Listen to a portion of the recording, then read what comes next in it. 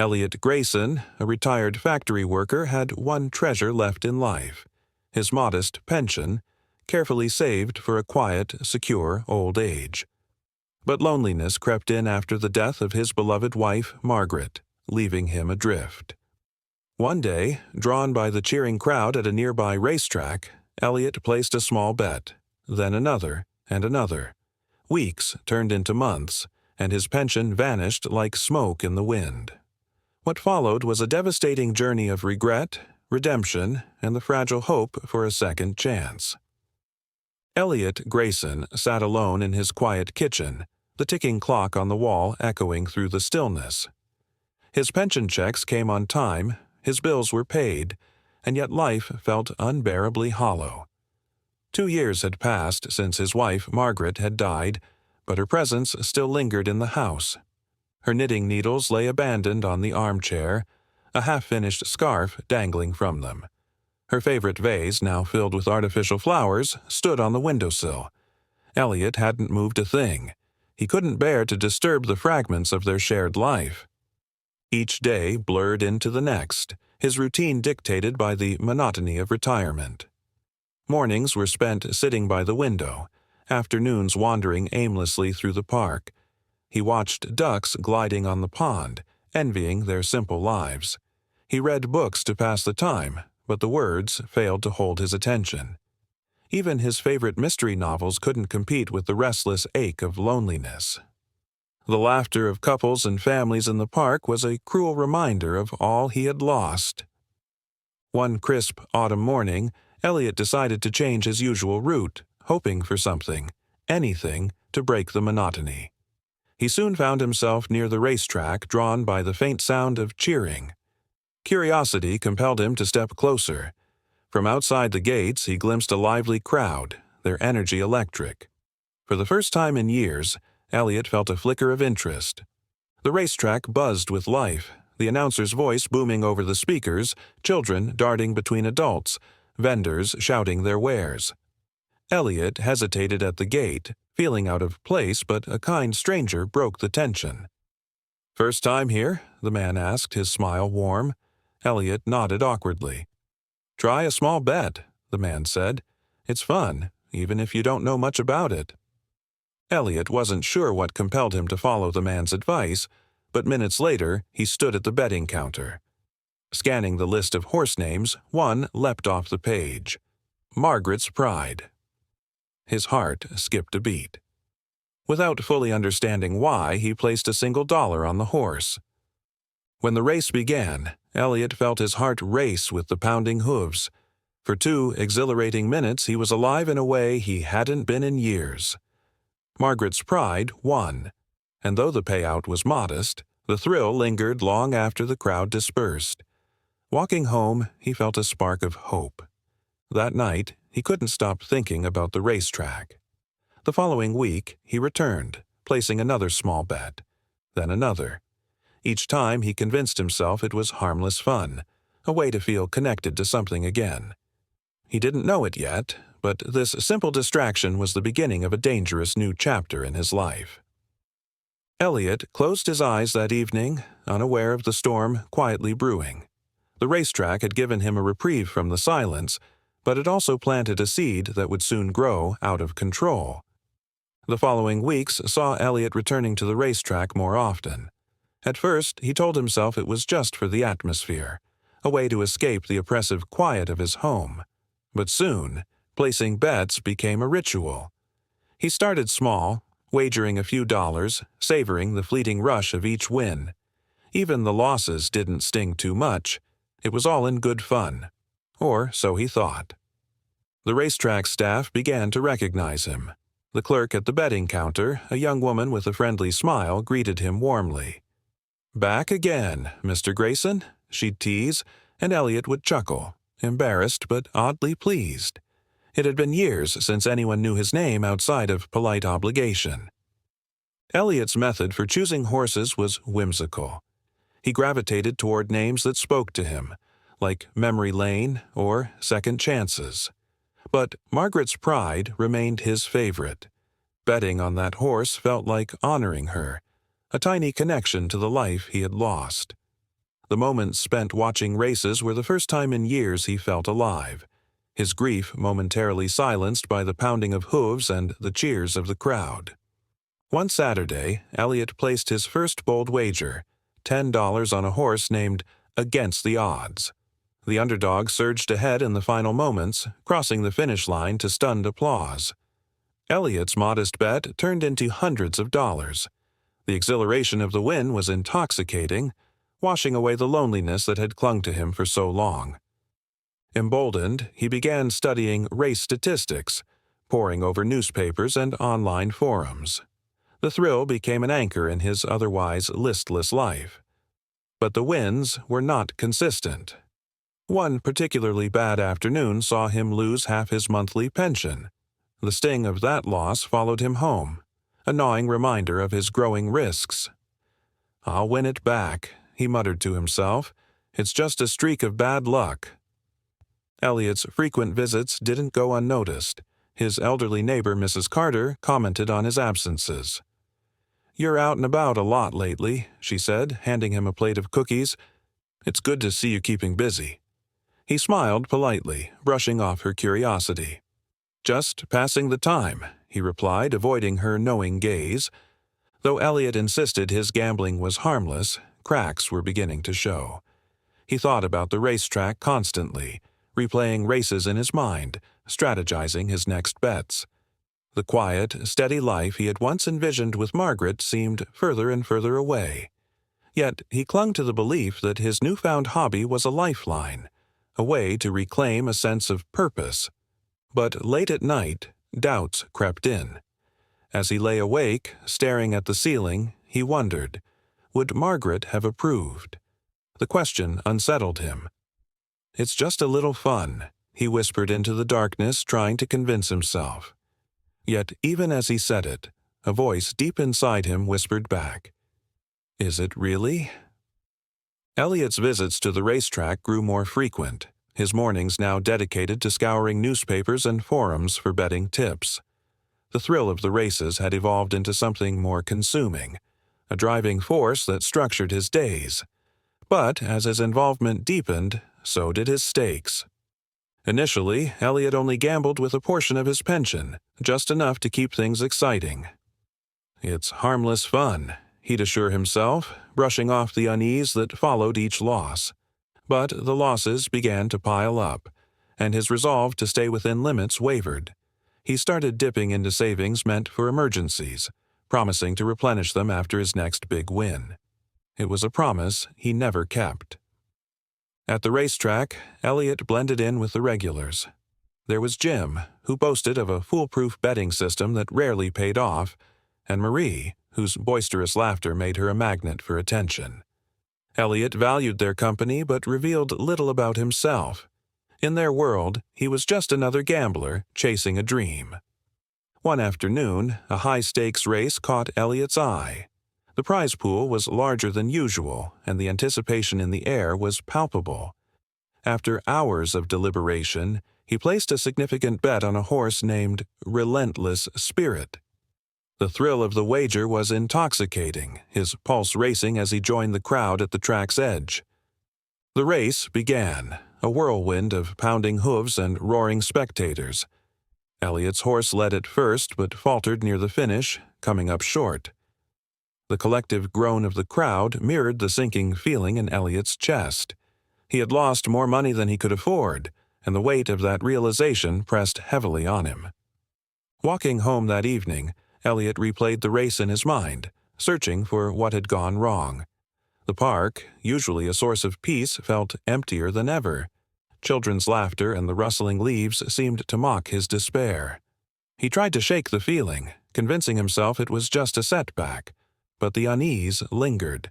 Desperation soon led Elliot to take greater risks. He began selling possessions that held sentimental value. A watch Margaret had gifted him, a collection of antique coins he had cherished.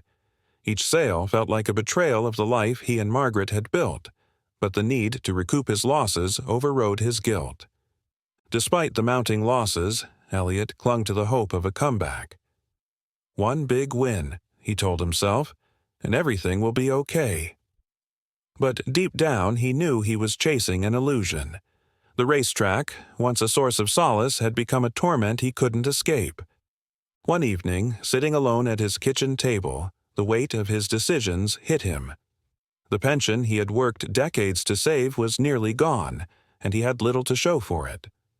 Margaret's face appeared in his mind, her gentle smile a cruel reminder of what he had lost. "What am I doing?" he whispered, his voice barely audible. But no answer came. For the first time, Elliot began to see the depth of the hole he had dug. Yet the thought of stopping seemed impossible. The racetrack had become his lifeline, the only thing that made him feel alive. The irony was cruel. The refuge he had sought was now the force driving him further into despair. Elliot's world revolved entirely around the racetrack. The walks through the park, the chats with neighbors, everything that once filled his days, vanished. Each moment was consumed by racing stats, betting slips, and the endless hope that his next wager would be the one to turn everything around. His pension was nearly depleted, and his bets became reckless. The rare wins gave him fleeting hope, but the losses weighed heavier each time. Mrs. Carter, his kindly neighbor, began knocking less often, her offers of tea and cookies unanswered. Elliot couldn't face her or anyone else. The isolation deepened, leaving him alone with his obsession. One evening, after another devastating loss, Elliot found a letter from his daughter, Clara, in the mailbox. His hands trembled as he opened it. Clara wrote of her family, inviting him to dinner and urging him not to shut her out. "We miss you, Dad," she said. "Please let us help." The words stung. He longed to see her, to mend their relationship, but the thought of explaining his situation filled him with shame. Instead of replying, Elliot placed the letter on the kitchen table and ignored it. The next morning, he was back at the racetrack, chasing a win that seemed increasingly out of reach. The cycle continued. Loss after loss, each more painful than the last.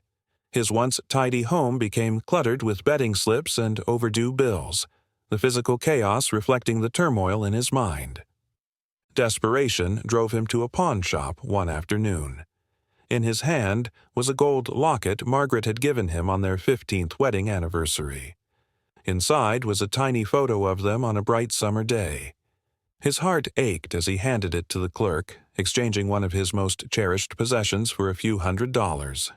The guilt was immediate, but he buried it under the urgent need to return to the racetrack. The locket money bought him more time at the track, but the losses continued. Elliot's health began to deteriorate. Sleepless nights left him gaunt and hollow-eyed, and even the regulars at the racetrack noticed the change. The vibrant energy he'd once shown was gone, replaced by a quiet desperation. One particularly bad evening, Elliot sat alone at his kitchen table, staring at the pile of unopened mail.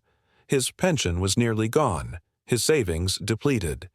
Margaret's voice echoed faintly in his mind, a memory from years ago. "You always find a way to fix things," she had said with quiet faith. But this time, Elliot wasn't so sure. He looked around the cluttered room, the remnants of a life he no longer recognized, and felt the weight of his choices pressing down on him. The racetrack had become both his refuge and his prison, and he no longer knew how to escape. As he lay awake that night, he whispered into the darkness, "How did I let it get this far?" But the silence offered no answers. Elliot woke to the sound of rain tapping against the windows, the gray skies mirroring his mood. His head ached from another sleepless night, and the unopened mail on the kitchen table seemed to mock him, a reminder of how far he had fallen. The racetrack was closed for the day due to the weather, leaving him with an unfamiliar stillness. As he wandered aimlessly through the house, his eyes fell on Margaret's knitting basket. A half-finished scarf rested inside, the soft gray yarn tangled around the needles. She had been making it for him, a gift for the winters they had planned to spend together. Sitting down, Elliot picked up the needles, but his hands trembled as he tried to follow her pattern. After a few failed attempts, he set them down and buried his face in his hands. The loneliness he had been trying to escape washed over him. His gaze drifted to Clara's letter on the table. The words, "We miss you, Dad. Please come see us," tugged at him, but so did his shame. How could he face her, knowing he had squandered everything? The thought of her disappointment rooted him to the chair. Seeking some relief, Elliot ventured outside, the rain soaking through his coat. His feet carried him toward the racetrack, now silent and empty. Standing at the gates, he stared at the deserted stands, the quiet amplifying his inner turmoil. The racetrack had once been a refuge, but now it felt like a monument to his failures. "Back tomorrow," a voice said behind him. Elliot turned to see Jim, one of the racetrack regulars, standing nearby. "Figured I wasn't the only one who couldn't stay away," Jim added with a wry smile. They sat on a nearby bench, sharing the silence until Jim finally spoke again. "I've been coming here for years, thinking I'd crack the code, but this place takes more than it gives." Elliot frowned. "So why keep coming back?" Jim shrugged. "Habit? Hope? Or maybe because I don't know how to stop." The words struck Elliot, their truth uncomfortably close to his own. He had clung to the racetrack as though it could fill the void Margaret left behind, but it had only taken from him. That night, back at home, Elliot stared at Clara's letter. For the first time, he felt a faint flicker of something, an idea that perhaps there was a way forward, not back to the life he had lost, but towards something different. It was faint, like a fragile light in the darkness, but it stayed with him as he fell into a restless sleep. By morning, Elliot found himself at a crossroads. The racetrack would reopen, its chaos pulling at him as always. But Clara's letter sat on the table, its words a quiet plea to reconnect. He stared at it for a long time, his hands trembling as he reached for it. Deep down, he knew a choice had to be made. The question was whether he had the strength to make it. Elliot stood at the kitchen table, Clara's letter in one hand and a trembling cup of coffee in the other. Her words, "We miss you, Dad. Please come see us," played over and over in his mind. After hours of hesitation, he picked up the phone and dialed her number. His heart pounded as it rang. When Clara answered, her voice was warm but surprised. "Dad? Is everything okay?" Elliot hesitated, his shame choking him. "I got your letter," he said finally. "Thought I'd call." It wasn't much, but it was a step. Clara's relief was palpable. "We'd love to have you for dinner," she offered. "How about Sunday?" Elliot agreed, though the thought filled him with unease. When Sunday arrived, he stood on Clara's doorstep, nerves threatening to overwhelm him. The door swung open, and Clara greeted him with a hug. Her home was warm and lively, a stark contrast to his own. Dinner was filled with laughter and stories, the grandchildren delighting in his company. But when they were asleep, Clara sat beside him on the couch. "Dad, are you okay?" she asked gently. The urge to confess burned in Elliot's chest, but so did his fear. "I'm fine," he lied, forcing a smile. "Just tired." Clara didn't push, but her concern was clear. Driving home, Elliot replayed her question in his mind. The truth was, he wasn't okay, and pretending otherwise was wearing him down. The next day, Elliot returned to the racetrack, unable to resist its pull. Yet as he stood at the betting counter, Clara's words echoed in his mind. The thought of her disappointment made him hesitate. For the first time, he left without placing a bet. In the days that followed, Elliot tried to stay away from the track, keeping busy with small chores. He even attempted to finish Margaret's scarf, though his clumsy hands struggled with the stitches. Still, the loneliness lingered, and the racetrack's pull remained strong. One afternoon, Jim knocked on his door. "Haven't seen you at the track," he said. "Thought I'd check in." They sat at the kitchen table, and Jim spoke candidly about his struggles. Gambling, he admitted, had cost him his marriage and strained his relationship with his kids. "One day, you wake up and realize you've lost more than money," Jim said. Hearing Jim's story was sobering. For the first time, Elliot felt less alone. Tentatively, he shared parts of his own story, avoiding the full truth but finding solace in the conversation. The talk planted a seed. Maybe he didn't have to face this alone. That evening, Elliot called Clara again. This time he let more of his pain show. Though he didn't share everything, Clara's quiet response eased his burden. "Dad, whatever it is, we'll figure it out," she said softly. "You don't have to do this alone." As he hung up, Elliot felt a small weight lift. It wasn't much, but it was a start. For the first time in months, he allowed himself to believe that change might be possible. Elliot stood in front of the mirror, buttoning his shirt. The reflection staring back at him felt unfamiliar. He had lost weight over the past months, but today felt like a step forward. Clara had invited him to spend the weekend with her family, and though his nerves lingered, he resolved to go. When Elliot arrived, his grandchildren greeted him with hugs and laughter, pulling him into their world of games and stories. Clara's warm smile eased his anxiety. "We're happy you're here, Dad," she said. Over the weekend, Elliot rediscovered small joys he had long forgotten. Baking cookies with his granddaughter, watching his grandson build Lego structures, and sitting on the porch with Clara. All of it felt like a glimpse of the life he had lost. For the first time in years, he felt a sense of belonging. But the guilt lingered. Each moment of happiness was shadowed by the weight of his secret. On Sunday evening, as the kids played in the living room, Clara joined him on the porch. "Dad, I know you're holding something back," she said gently. "Whatever it is, I'm here." Elliot looked down at his hands, his fingers twisting nervously. The words felt stuck in his throat, but Clara's steady gaze gave him the courage to speak. "I've made some big mistakes," he admitted. Clara nodded, her expression calm. "Tell me." Slowly, Elliot unraveled the story of his gambling. He spoke of the racetrack, the thrill, the money he had lost, and the possessions he had sold. By the time he finished, his voice was hoarse and tears brimmed in his eyes. "I didn't want you to see me like this." Clara reached for his hand, squeezing it tightly. "Dad, I'm glad you told me. We'll get through this together." Her words, though simple, were a balm to his aching heart. The shame that had consumed him began to loosen its grip, replaced by a tentative hope. The next day, Clara accompanied Elliot to a support group for gambling addiction. He resisted at first, but her presence gave him the strength to walk through the door. The room was filled with people from all walks of life, each carrying their own burdens. As Elliot listened to their stories, he realized he wasn't alone. Their struggles mirrored his own, and for the first time, he felt understood.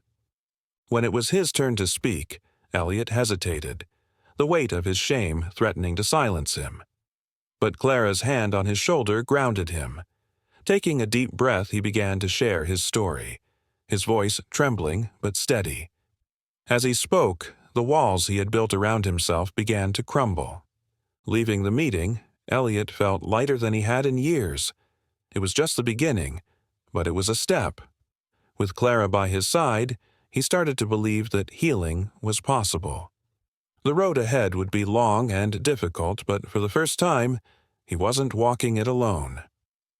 The days after Elliot's first support group meeting were filled with both progress and challenges. He attended more meetings, drawing strength from the shared stories of others. Clara's regular check-ins became his anchor, her words reminding him that he wasn't alone. Yet the pull of the racetrack still lingered, a shadow he couldn't fully shake. One afternoon, Elliot found himself standing outside the racetrack, the familiar sounds and smells pulling at him. His hand brushed against a crumpled bill in his pocket, and the temptation surged. But Clara's voice echoed in his mind. "You don't have to do this alone." Taking a deep breath, he turned and walked away, his heart pounding as though he had just won a race against himself. At home, Elliot began repairing the life he had neglected. He spent hours going through Margaret's old photo albums, the images reminding him of the stability and love he had lost. Determined to reclaim some of that, he started clearing out the house. Betting slips, race schedules, and old newspapers. He threw them all away, distancing himself from his gambling past. While sorting through the clutter, he came across Margaret's unfinished scarf. This time, instead of setting it aside, he decided to finish it. With Clara's help, he learned the basics of knitting. The process was slow and awkward, but it became a symbol of his efforts to rebuild. Each stitch felt like a step toward redemption, a way to reconnect with the life he had once envisioned. Despite these victories, setbacks still loomed. One lonely evening, Elliot found himself scrolling through a racing website. The odds and horse names stirred the old thrill within him. His hand hovered over the keyboard, ready to place a bet. But then his phone buzzed. It was Clara, her simple message. "How are you doing, Dad?" Breaking the spell. He closed the website and replied, "I'm okay. Thanks for checking in."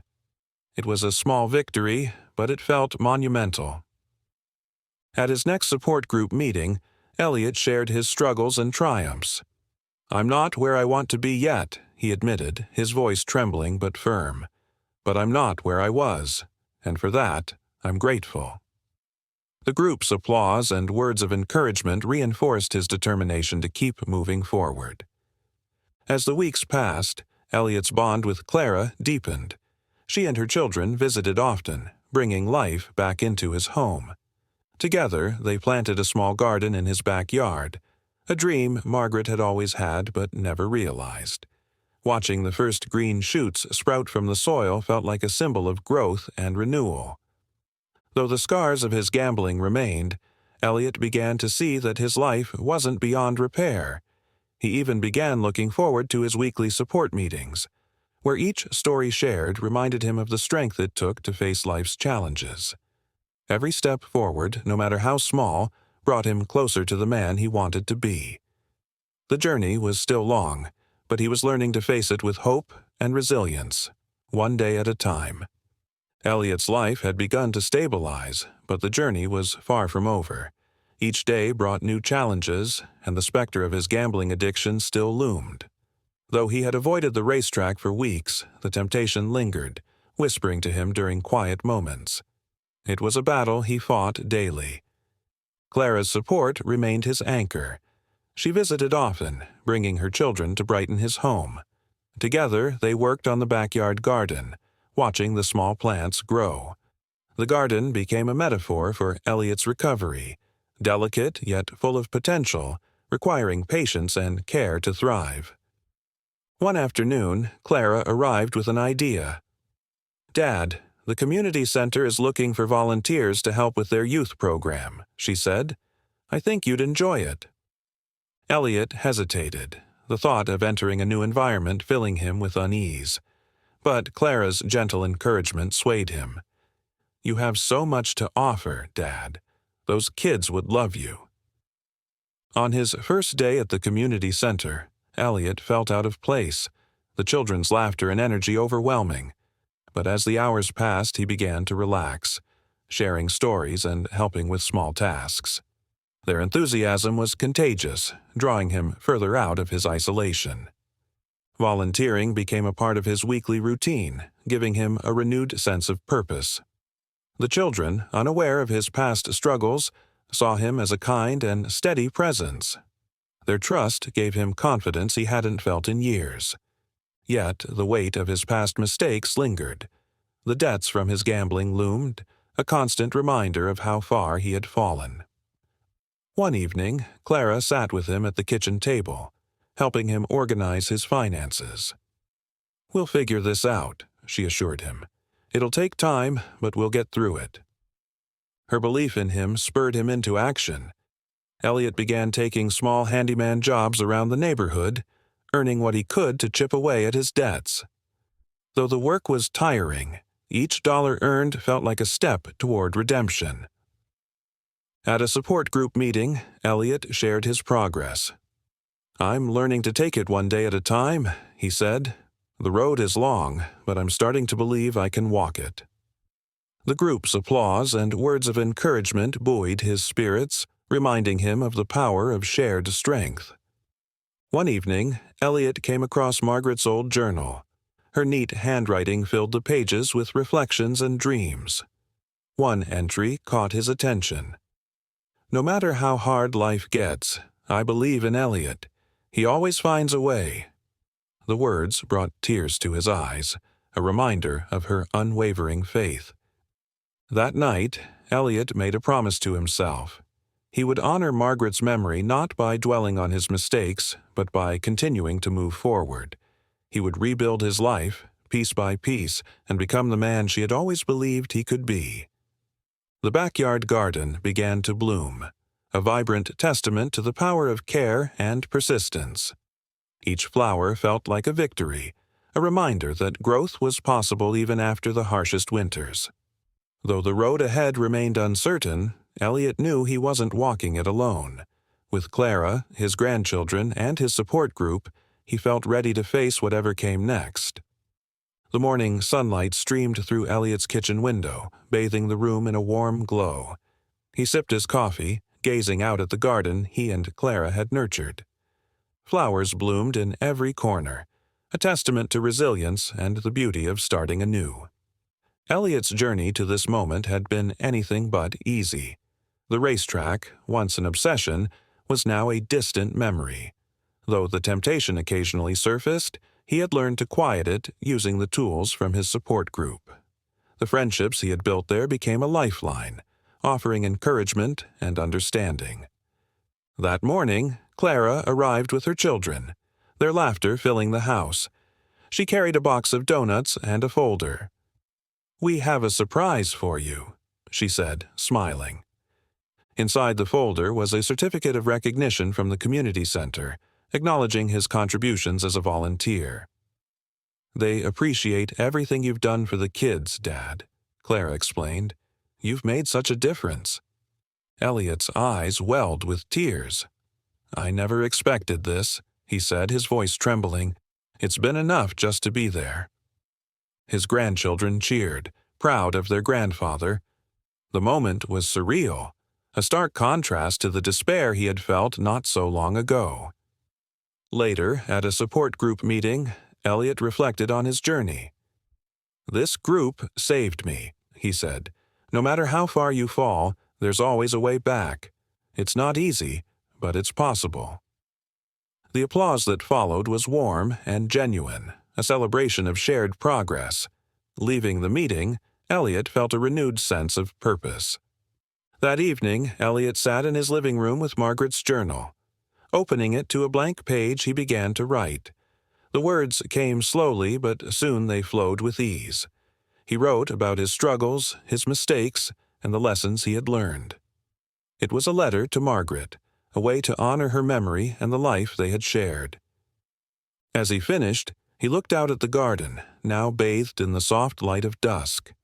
It symbolized everything he had rebuilt. A life not perfect, but full of hope and purpose. For the first time in years, Elliot felt whole. The next day, Elliot stood at the edge of the garden, watching his grandchildren play among the flowers. Clara joined him, slipping her arm through his.